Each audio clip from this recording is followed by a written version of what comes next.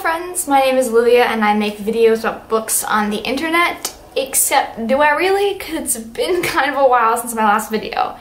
Sorry about that. I hate coming on to BookTube and being like, hey guys, sorry it's been a while since my last video. And usually it's because like it's finals week and I just, you know, didn't film anything or I got lazy with my schedule. But this time, in August, my DSLR broke. The camera that I was using for my videos just broke beyond repair. It was very sad, and so I had to spend last semester getting the funds together and picking out a new camera, which I now have, so I'm back to making videos. So happy to be back in 2018 making videos. I missed BookTube terribly. It sucked not making videos the last few months, and I'm just excited to be here. So today I am coming back with my favorite video to film ever always, and that is my favorite books of the year, favorite books of 2017. And 2017 was an amazing reading year. It was like the best reading year I've had by far since I started BookTube, the best reading year I've had in a while in general, and so I'm really excited to tell you guys about the books that I love because they're amazing. So I have picked out 10 books to be my favorites of 2017. I also have 3 honorable mentions because it was such a great reading year that it was very, very hard to figure out what books I want to be in my favorites list. My 3 honorable mentions are The Book of Saul by Monique Trong, More Happy Than Not by Am Silvera, and The Hate You Give by Angie Thomas. Those last 2 are very popular at BookTube, so if you've been putting off reading them, I highly suggest it. I loved those 2 books, and let's just get into my top 10 now. So, number 10 on this list is The Girls by Emma Cline. Girls follows our main character, Evie Bode, who is a teen girl in the 60s, who kind of finds herself in this group of girls that she's absolutely enamored by, kind of obsessed with, really jealous of, envious of, this one girl in particular, and she finds herself spending more time with these girls and getting kind of into their group, not knowing, of course, that these girls are part of a cult that's meant to kind of mirror the Manson cult of the 1960s. And so Evie finds herself on the periphery of this really intense situation, all really because she's so obsessed and enamored with these girls, this one girl in particular. What I loved about this book is just how perfectly Emma Cline wrote about these really intense personal topics that are so hard to put words to, but you kind of inherently feel.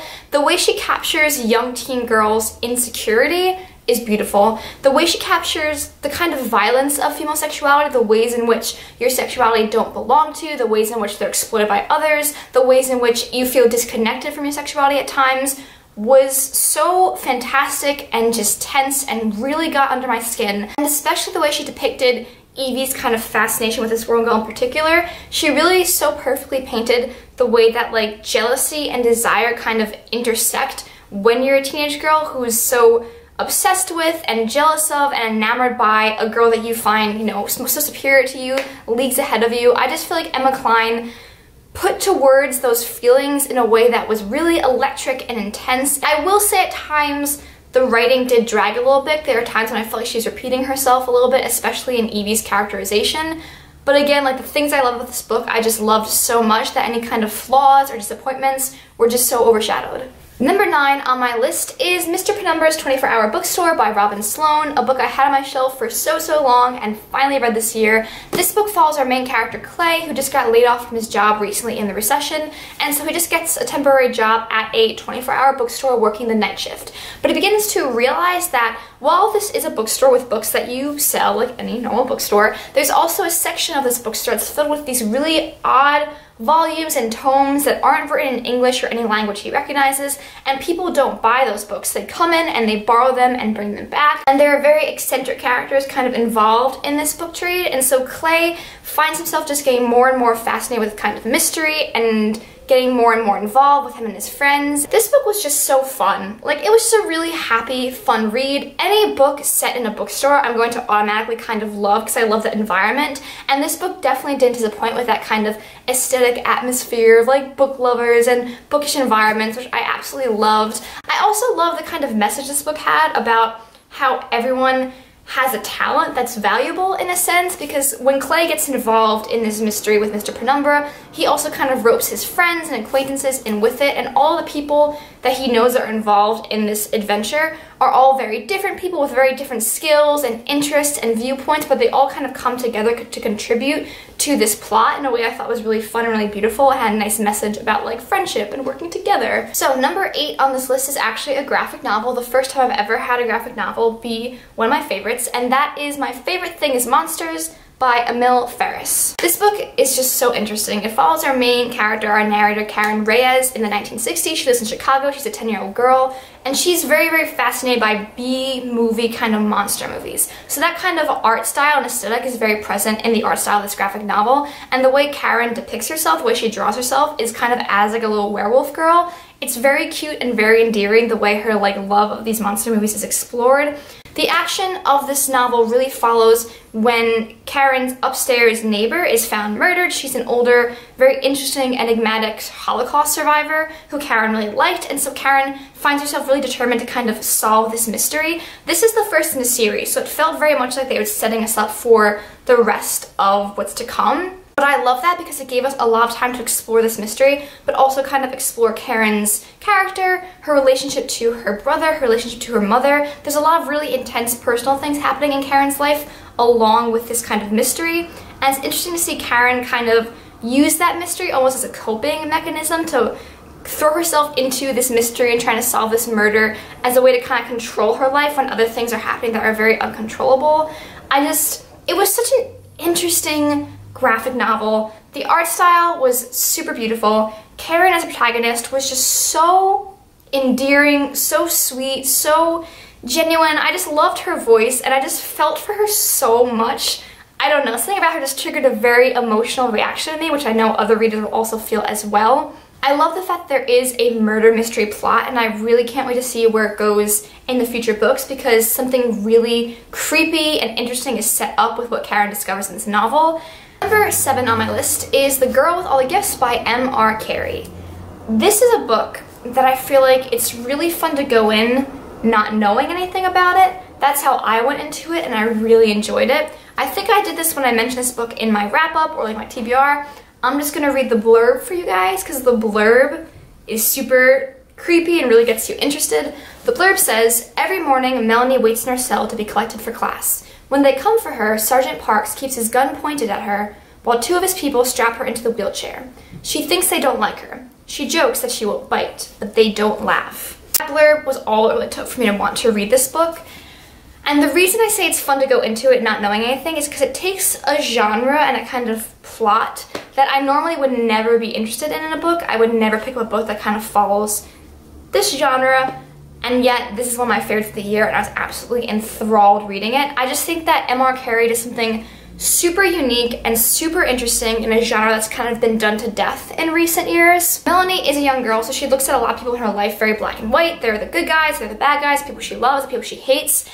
But you get a chance to kind of see the world through those people's eyes as well, and you get the chance to kind of realize how complicated those people are and how there's not really any good or bad people in this book. It's just people trying to cope and deal with the situation that they're in, and it's really nice to see Melanie kind of understand that and grow with that as well. This was just the biggest surprise of 2017 for me, was how much I love this book. I can't wait to reread it. It made me so emotional. I just love all the books in this list so much that it's really hard for me not to just rant about how much I love them every time I pick one up, but this was very fantastic.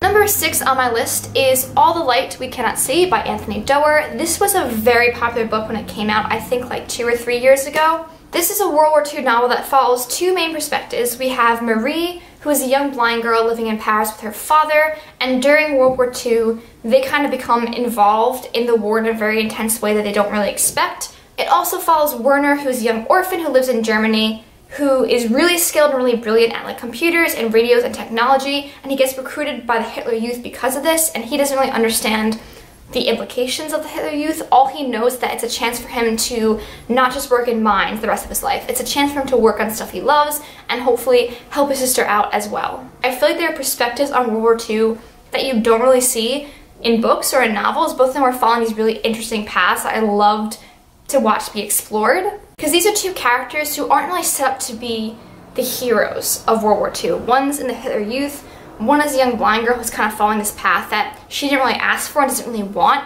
And so you see these characters kind of trying to wrestle with the responsibility they do or do not have to wrestle with what is the right choice, what is the good thing to do, how much they want to kind of stick their neck out to be a good person in this horrible, dark situation. And I thought it was a really complicated, lovely way to look at World War II.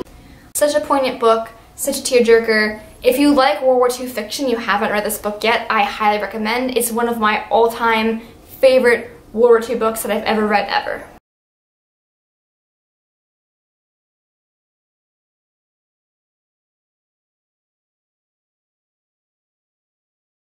Number 4 on my list is one of the very first books I read this year and remained my favorite easily as the year went on, and that is The Sun is Also Starred by Nicola Yoon. Disclaimer, I read Everything by Nicola Yoon a little bit before I read this one, and I didn't really like that book that much. I didn't love the writing style, I had some problems with the narrative, but this book was amazing. This book follows two characters on really important, intense days in their life. We have Natasha, whose family is getting deported back to Jamaica that day, and she's trying to do everything she can in a last-ditch effort to save her family. We also have Daniel, who is on his way to either his Harvard or Yale college interview, and he doesn't want to go to Harvard or Yale. He wants to be a poet, basically, but his parents are Korean immigrants who really have set this path for him to follow basically their American dream, and he doesn't want to let his parents down. And Daniel and Natasha meet on that day, and their lives kind of become intertwined in ways they don't even ask for, don't expect. They find themselves developing this really intense connection to one another, and throughout the day they just end up changing their lives. Cue the romance. Daniel and Natasha felt so real to me, and there's a lot of ways this book could have been cliche. Natasha is a very logical, science-based person. Daniel is like the poet who's the romantic who thinks that their meeting is like kismet, it's fate, and so you have this opposites attract kind of plot, and you have this falling in love in one day kind of plot that very easily could have been cheesy and cliche, but it felt so realistic and so real to me that it was such a pleasure to watch these characters fall in love in this one day. I also